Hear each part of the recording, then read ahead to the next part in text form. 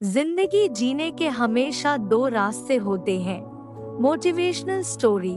इस motivational story में आप जानेंगे कि कैसे हमेशा आपके सामने अपने जीवन को बदलने के दो रास्ते आते हैं और आप अपना भविष्य यही तय कर देते हैं कि आपका भविष्य कैसा होने वाला है।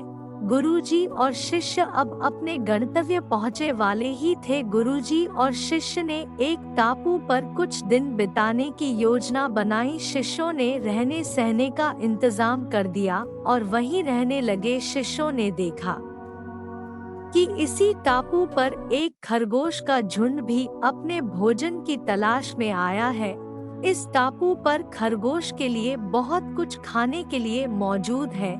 यहाँ उन्हें शिकार करने वाला कोई जंगली जानवर भी नहीं था, इसलिए खरगोश के झुंड ने फैसला किया कि अब वे वहीं अपना आशियाना बनाएंगे और बाकी का जीवन इसी टापू पर गुजारेंगे। खरगोश बड़े मजे से उस टापू पर रहन सहन कर रहे थे। उन्हें अब किसी का कोई डर नहीं था। लेकिन कुछ दिनों के बाद झुंड के मुखिया ने बाकी साथियों से वहां से चलने के लिए कहा। अब मुखिया को डर सताने लगा था कि इस मौज भरी जिंदगी से कहीं हम सभी खरगोश इतने आलसी ना हो जाए कि भविष्य में हम किसी परेशानी का सामना ही न कर पाए। इसलिए मुखिया ने झुंड से चलने को कहा, लेकिन बाकी खरगोश इस मौज भरी जिंदगी को छोड़ना ही नहीं चाहते थे। उन्होंने मुखिया से कहा कि आप क्या ये चाहते हैं कि हम फिर से उसी नरक में चले जाए जहां ना तो कुछ अच्छा खाने के लिए है और वहां जंगली जानवरों से अपनी जान बचा पाना भी कितना मुश्किल है।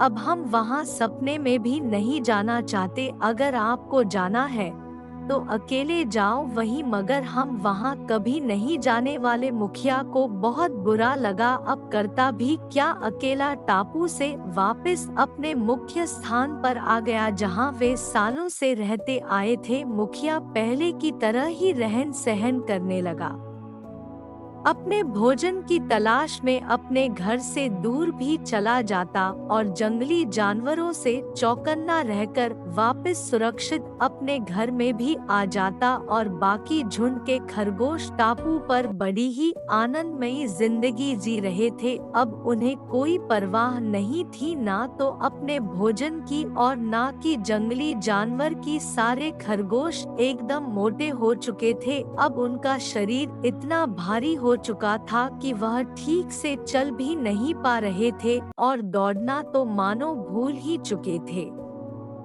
लेकिन वे अपने आप को बड़े भाग्यशाली समझ रहे थे कि उन्हें ऐसा टापू रहने को मिल गया जहां सिर्फ आनंद ही आनंद है।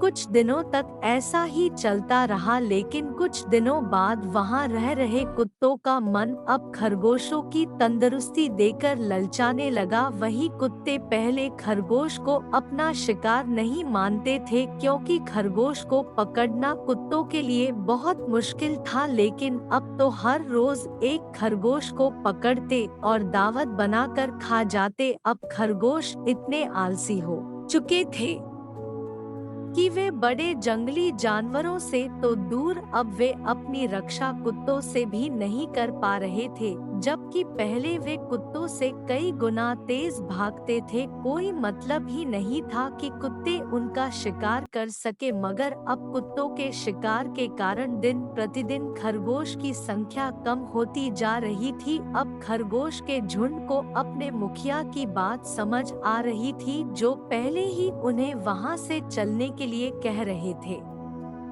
तो गुरुजी ने अपने शिष्यों को समझा कि खरगोश एक ऐसा जानवर है जो हमेशा ही भागदौड़ करता रहता है, लेकिन यहाँ आने के बाद उन्हें भागदौड़ करने की जरूरत ही नहीं पड़ी, जिससे वे अपनी सामान्य जीवन को बिल्कुल भूल चुके थे। वे भूल चुके थे कि हमें शिकारी जानवरों से भी बचना है, इसलिए वे इतने कमजोर हो गए कि अब वे कुछ नहीं कर सकते।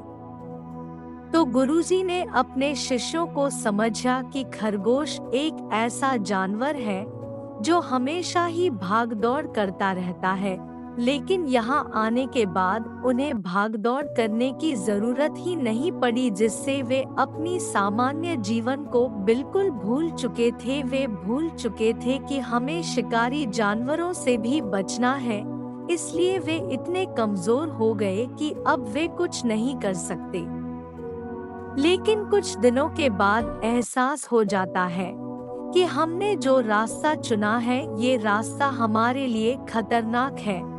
लेकिन जब तक बहुत देर हो जाती है और फिर पछतावा ही बचता है। और कठिन रास्ता शुरू में जरूर मुश्किल लगता है, लेकिन भविष्य में यही रास्ता आपको आपकी मंजिल तक पहुंचाता है। इसलिए मुश्किल रास्ते पर जाने से घबराना नहीं चाहिए। दोस्तों, कैसी लगी आपको मोटिवेशनल स्टोरी? आपकी अच्छी लगी हो तो शेयर जरूर करें।